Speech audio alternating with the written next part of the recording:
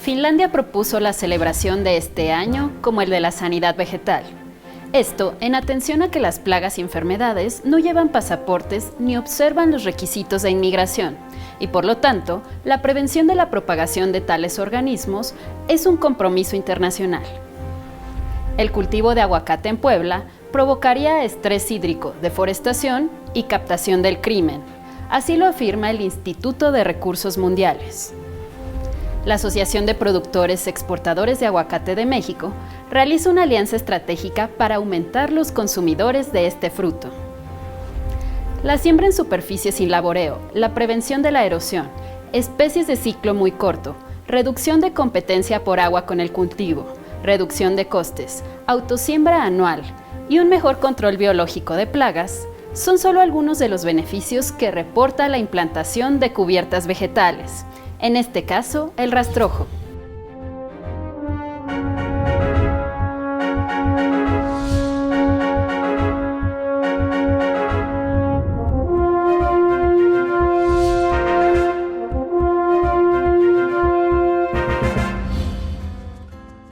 Bienvenidos a una nueva emisión de Agronoticias 7.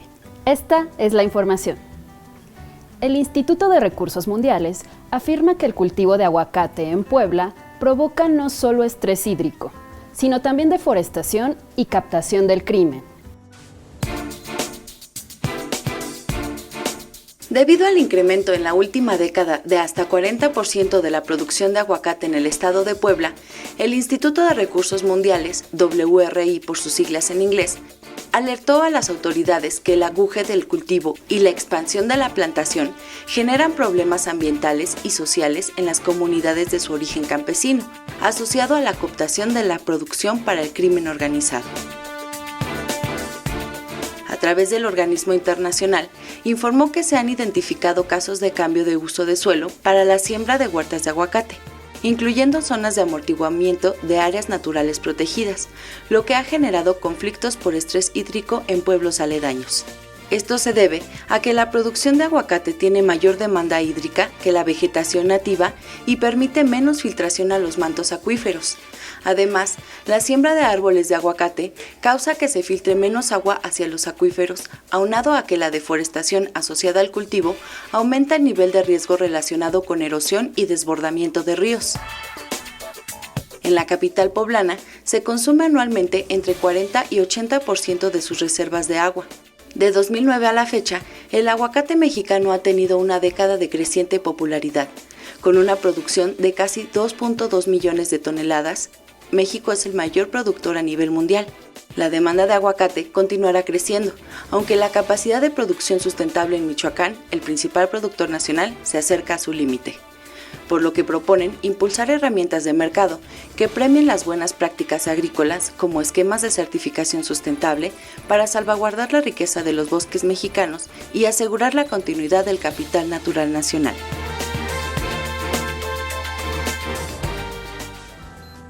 Avocados from Mexico, brazo de marketing de la Asociación de Productores Exportadores de Aguacate de México, la APAM, abrió el primer restaurante dedicado al aguacate. El local se ubica en Dallas, Texas, y fue creado con el fin de impulsar la venta de este fruto mexicano en Estados Unidos.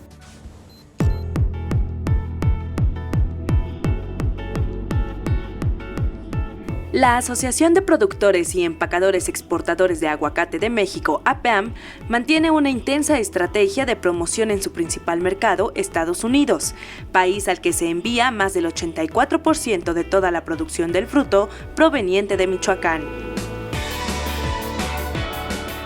Esto luego de haber roto su récord de envíos para el Super Bowl 54, con una cifra de envíos oficial y final de 127,000 toneladas. En esta ocasión, Avocados from Mexico, su brazo de marketing en Estados Unidos, se asoció con Trinity Groves para abrir su primer restaurante gourmet casual enfocado completa y exclusivamente en los aguacates de México, esto en Dallas, Texas. Trinity Groves, que posee y opera el restaurante, fomenta el crecimiento de startups a través de la cultura de innovación. Es conocida por su programa de incubación que alienta a crear y presentar conceptos gastronómicos únicos a un equipo de restauranteros experimentados. Y es que Avo Eatery es un nuevo concepto de restaurante que sirve como incubadora de innovación, en este caso del aguacate, en todo el mundo, y utiliza estos aprendizajes para conocer los intereses de los consumidores y compartir ideas con restaurantes de todo Estados Unidos. Con la ayuda de la Asociación de Importadores de Aguacate Hass de México, sus productores y empacadores asociados a la APAM han trabajado intensamente para aumentar el consumo del aguacate mexicano en el vecino país. Así, productores y empacadores de aguacate de Michoacán vuelven a innovar y a aportar una nueva manera de consumir el fruto, con lo que vuelven a posicionar el nombre de México en el mundo de los alimentos. Esto sin mencionar los beneficios del aguacate a México, con más de 400,000 empleos en México directos e indirectos, lo cual redunda en que al menos 100,000 familias hayan dejado de emigrar al país vecino.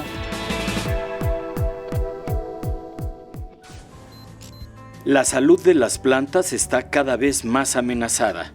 Por esta y más razones, el 2020 ha sido nombrado el Año Internacional de la Sanidad Vegetal por la Asamblea General de las Naciones Unidas.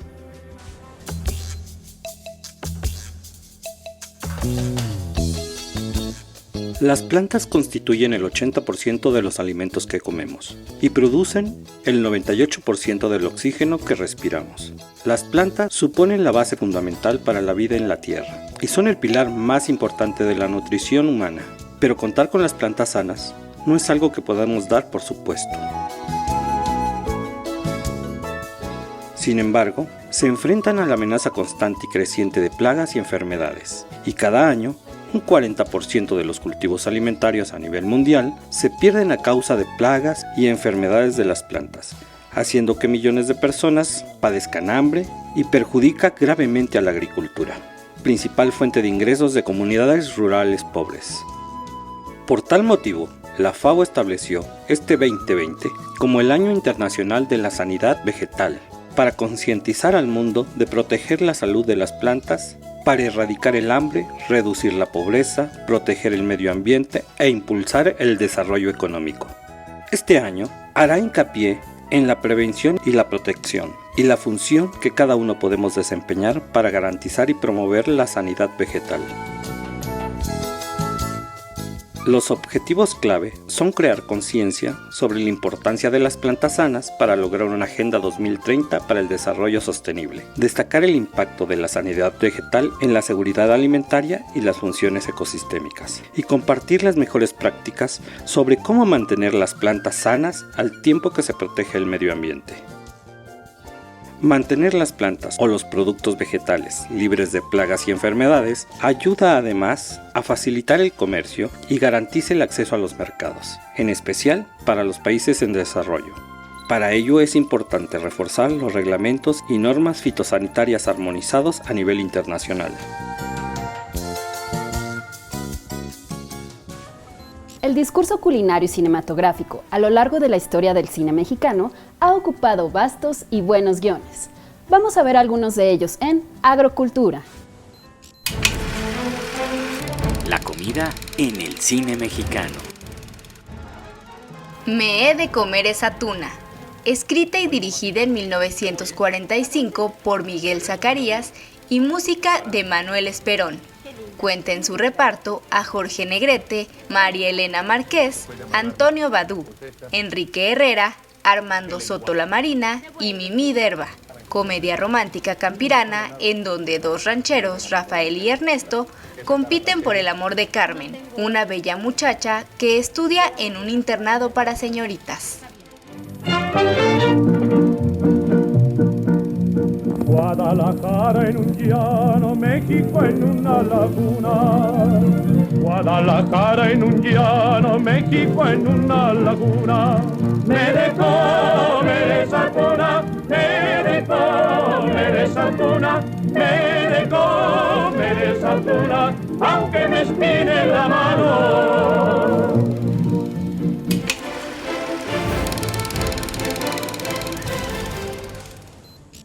En México se producen alrededor de 6,000 toneladas de amaranto al año, principalmente en los estados de Tlaxcala, Puebla, Estado de México, Morelos y la Ciudad de México.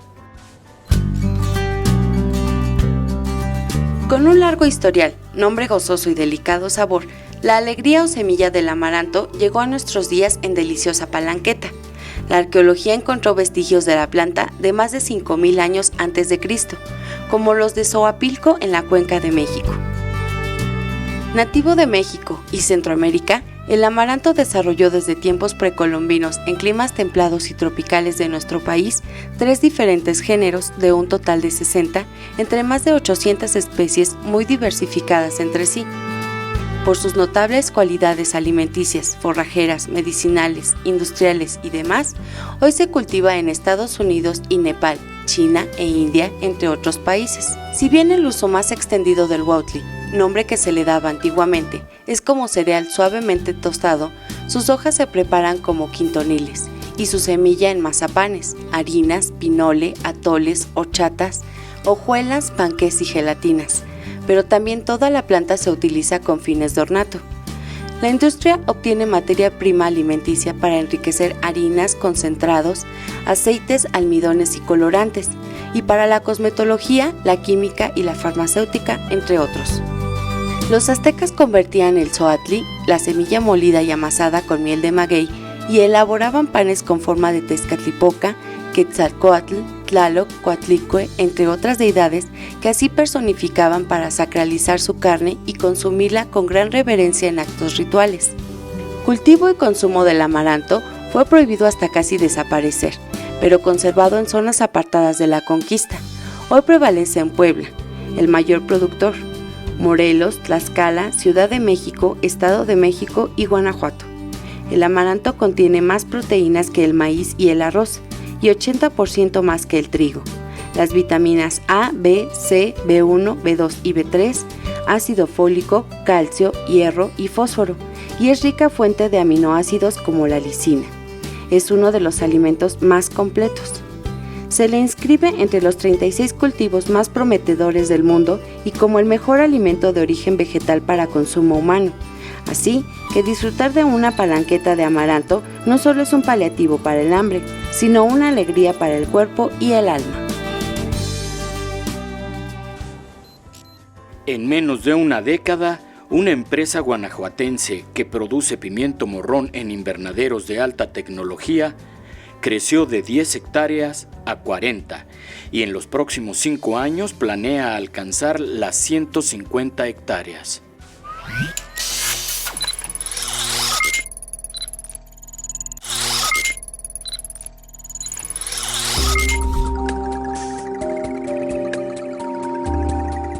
Para el 2021, estas 30 hectáreas crecerán hasta 150.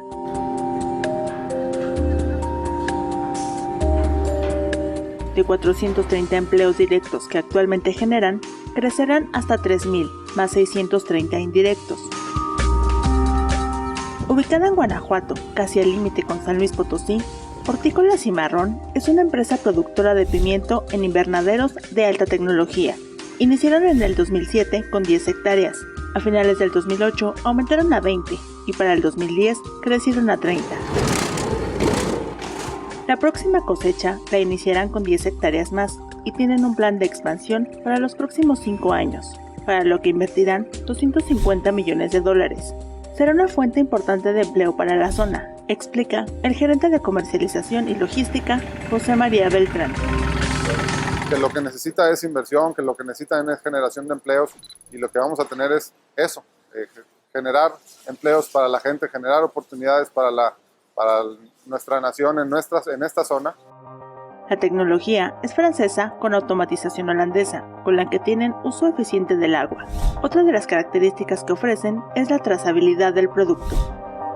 Si en dado caso el cliente final tiene un problema o tiene algún detalle o quiere saber de dónde sale este producto, nosotros tenemos información desde el cliente hacia el comercializador, hacia el transporte, hacia el día de empaque y el día de cosecha y el área de cosecha.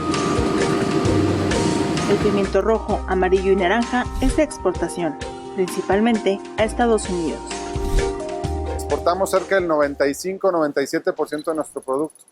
El resto se queda a mercado nacional. Estamos exportando alrededor de 1.300.000 cajas Con la expansión que tenemos nos iremos aproximadamente a 1.800.000 cajas. El gasoducto Los Ramones 2, mediante el que se abastecerá de gas natural a Tamaulipas, Nuevo León, San Luis Potosí y Guanajuato, también será una oportunidad para esta empresa. La idea es cogenerar energía, con lo cual podemos hacer un proyecto de cogeneración con un subproducto como puede ser CO2, con un subproducto como puede ser agua caliente, que es un insumo necesario para invernaderos de alta tecnología como los que tenemos actualmente. Los gobiernos de Guanajuato y San Luis Potosí destacaron la inversión que se realizará y reconocieron que Hortícola Cimarrón es un ejemplo de tecnología e innovación.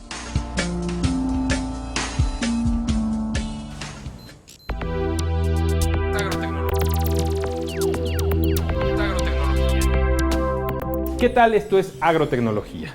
El Instituto Politécnico Nacional ofrece una alternativa laboral y económica viable para las comunidades pesqueras de Sinaloa, que dependen de la extracción de moluscos al cultivar de manera controlada 3 especies altamente demandadas en el mercado: ostión del Pacífico, almeja Venus y almeja chocolata. Como parte de un proyecto vinculado con la empresa Sea Farmers SADCB, ubicada en Los Mochis, Sinaloa, investigadores del Centro Interdisciplinario de Investigación para el Desarrollo Integral Regional Unidad Sinaloa validaron protocolos científicos de protección y aprovechamiento sustentable, con la finalidad de cultivar y preservar estos moluscos de la sobreexplotación, por ser un importante insumo gastronómico nacional e internacional. El proyecto, desarrollado en la Bahía El Colorado, ofrece una oportunidad de desarrollo económico para las comunidades pesqueras que dependen de la extracción de estas especies marinas, al anteponer su preservación sin afectar el ecosistema. El procedimiento se basa en producir bajo condiciones de laboratorio las semillas o juveniles de estas 3 especies de moluscos para después aclimatarlos y sembrarlos. Y pasando a otro tema, con la finalidad de ofrecer mejores alternativas de producción para las granjas de camarón, la Universidad Autónoma de Aguascalientes propuso el uso de una tecnología denominada BioFloc. Busca destacar el valor comercial que posee el camarón en la industria alimentaria en México. Este crustáceo es un organismo susceptible a diversos virus y bacterias que causan enfermedades y que, por tanto, se registran pérdidas en su producción.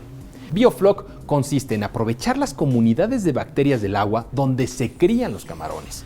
Es amigable con el medio ambiente, se requiere un mínimo de recambio de agua comparado con el cultivo tradicional, aunque es necesario suministrar oxígeno para lograr mantener un equilibrio entre las bacterias. Y eso es todo por hoy en Agrotecnología. Yo soy Salvador Leal y lo espero la próxima.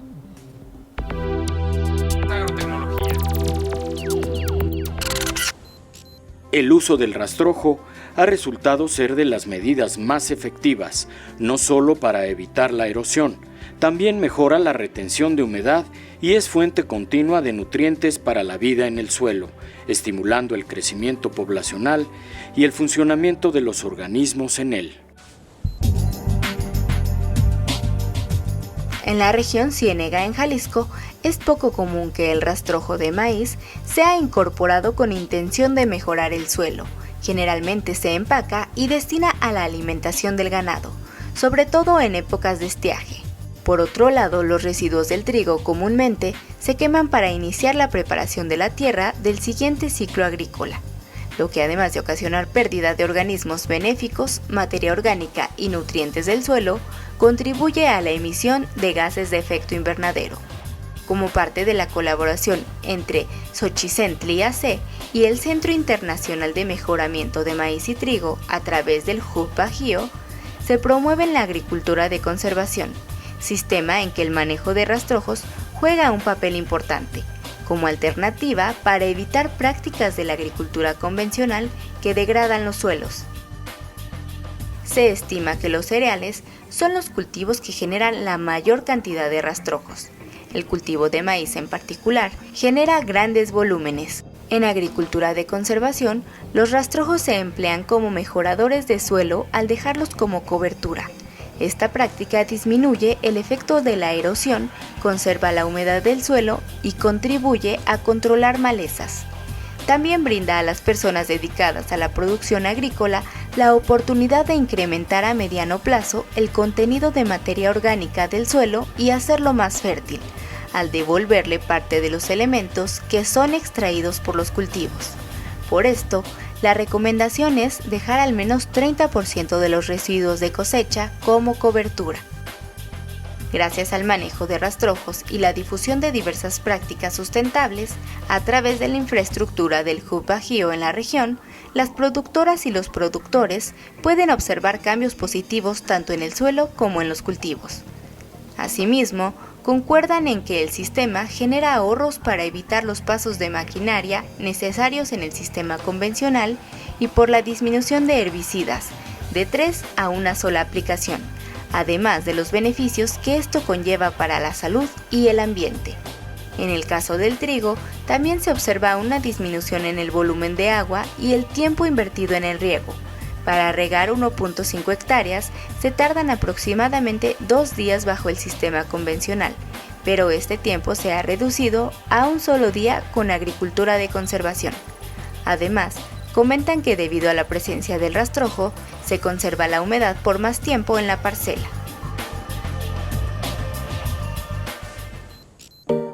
Citas, frases y proverbios. Las galletas están hechas de mantequilla y amor. Proverbio noruego.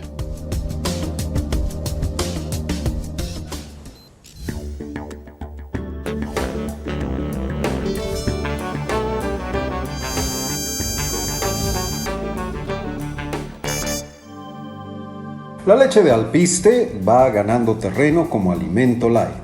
Es ideal para perder kilos de más. El contenido nutricional en cada 100 gramos de alpiste es de 55 gramos de hidratos de carbono, 13 gramos de proteínas, 5.2 gramos de grasas, calcio, fósforo, potasio y magnesio. La leche de alpiste retrasa el envejecimiento gracias a sus enzimas y antioxidantes. Acelera el metabolismo y contribuye a mejorar la digestión. Elimina los depósitos de grasa en el organismo y reduce el colesterol en la sangre debido a su contenido de la enzima lipasa. Mejora las funciones hepáticas y gracias a sus propiedades diuréticas es benéfico para los riñones y evita infecciones en dicha zona. Según la Universidad Nacional Autónoma de México, la leche de alpiste es rica en proteínas vegetales que ayudan a quemar grasa y previenen la obesidad y la celulitis. Para elaborar esta leche, se vierte en agua 5 cucharadas soperas de alpiste, apto por cierto para consumo humano. Se deja remojar durante la noche. Por la mañana se elimina el agua del alpiste y se cuela. Se licúa y el resultado con un poco de agua, además de que a esta mezcla licuada se le añade 1 litro de agua hervida.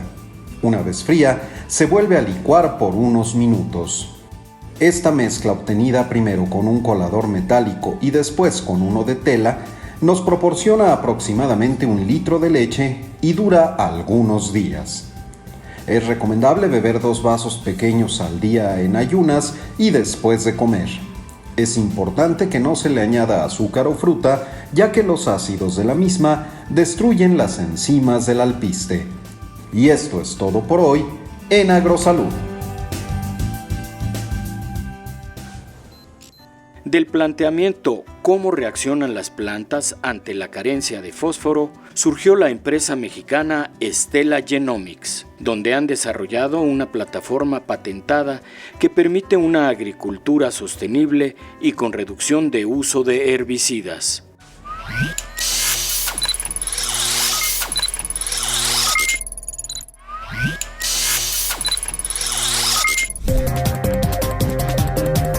Aquí se hace investigación aplicada a la agricultura. Stella Genomics es una empresa mexicana que surgió en la búsqueda de una agricultura sostenible. Están ubicados en Irapuato, Guanajuato, dentro del Parque Agrobiotech. Se constituyeron desde el 2012, después del desarrollo y la patente de una plataforma que permite rendimiento de cultivos, control de malezas y reducción del uso de herbicidas y fertilizantes. Nacieron en el Laboratorio Nacional de Genómica para la Biodiversidad de los estudios de la doctora Damar López Arredondo bajo la dirección del doctor Luis Herrera Estrella. Partieron del hecho de que el fosfato es un nutriente esencial por el que las plantas compiten con otros organismos como las bacterias y las malezas. Investigaron cómo actúan las plantas ante el fosfito y hallaron que la modificación de un gen permite el aprovechamiento del fosfito en lugar del fosfato. López Arredondo explica lo que sucedió. Los resultados fueron asombrosos, fue impactante ver las plantas. Trabajamos con Arabidopsis. Fue impactante ver cómo cuando yo sustituía el fosfato, que era la fuente normal de fósforo, por el fosfito, podía crecer de manera normal, sin ningún impedimento. Experimentaron en la planta Arabidopsis, después en cultivos como tabaco, canola o algodón. Y demostramos que efectivamente utilizando este compuesto como nuevo fertilizante, el fosfito, y haciendo esta modificación genética en las plantas, podíamos tener un nuevo sistema para cultivar y que era mucho más eficiente. Con la plataforma que desarrollaron, solo las plantas modificadas genéticamente aprovechan el fosfito, por lo que solo ellas crecen. Al ser organismos genéticamente modificados, cuentan con una regulación específica. Tenemos que dar una especie de aviso a los organismos que voy a estar utilizando estos edificios para investigación, para generación, desarrollo, experimentación de organismos modificados. Se encuentran en fase de investigación, se rigen bajo la Ley de Bioseguridad, aunque en México está prohibido experimentar con maíz. En Argentina ya hicieron pruebas en campo con tabaco y esperan que pronto lo puedan realizar en nuestro país para demostrar su efectividad y comercializarlo. Hallaron otras aplicaciones como en microalgas, en las que también controlaron malezas y crecimiento. También trabajan en el análisis de bacterias y hongos que puedan ser bioestimulantes en los cultivos e indagan el aprovechamiento del fosfito sin realizar modificación genética. La gastronomía mexicana alimenta el lenguaje popular y el refranero nacional. Hacer buenas migas significa llevarse bien con una persona con la que se tiene afinidad de caracteres o gustos. Tener una relación armoniosa y cordial con algún compañero. La expresión tiene que ver con preparar y compartir este platillo en un ambiente de camaradería. Para conocer más acerca de los temas tratados en esta emisión de Agronoticias 7, los invito a visitar nuestra página agronoticias.com.mx. También pueden seguirnos a través de nuestras redes sociales. Búsquenos en Twitter como @agronoticiasmx y en Facebook como Agronoticias. Muchas gracias por haber estado con nosotros en Agronoticias 7. Los invito a sintonizar nuestra próxima emisión.